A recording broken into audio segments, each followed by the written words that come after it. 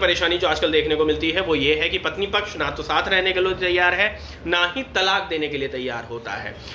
लड़के बहुत ज़्यादा परेशान घूमते रहते हैं कि साहब ना मेरी पत्नी मेरे साथ रह रही है, ना मुझे तलाक दे रही है, केवल मेरे परिवार को हरेस कर रही है, कोर्ट कचहरी में भी घसीट के परेशान कर रही है। देखिए, एक बात आपको जो बहुत ध्यान से समझनी होगी वो ये है कि तलाक मांगा नहीं जाता है, तलाक लिया जाता है। सेक्शन 13 HMA के अंदर पूरे प्रोविजंस मौजूद हैं जिसको आपको अवेल करना है। अब मान लीजिए कि आपके पास किसी तरह का कोई एविडेंस नहीं है या आप उस एविडेंसेस को कंपाइल नहीं कर पाए हैं, तो फिर हमें जो है ROCR की या फिर जुडिशियल सेपरेशन की डिग्री लेना हमेशा ही बेनिफिशियल रहता है।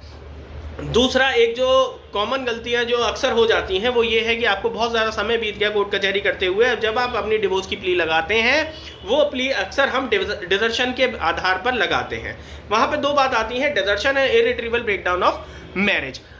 देखिए, आपको हमेशा जो है इन दोनों में कौन बेटर है, हमेशा इर्रिट्रीवेबल ब्रेकडाउन ऑफ मैरिज के ऊपर आपको ज़्यादा फोकस करना है। वहां पे आपको माननीय न्यायालय को यह बताना है कि मेरी तरफ से पूरी ही ईमानदारी के साथ कोशिश कर ली गई है अपनी पत्नी को बुलाने के लिए, लेकिन ये राजी नहीं है, और क्योंकि ये शादी इस मोड़ पर आ चुकी है कि इसको बचाया नहीं जा सकता।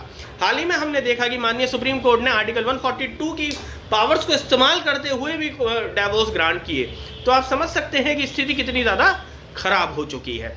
तो इस रेमेडी को आप हमेशा ही अच्छे से अपने केसेस में यूज़ करिए और इसका फ़ायदा उठाइए। भीख मत मांगिए जीत करने के लिए।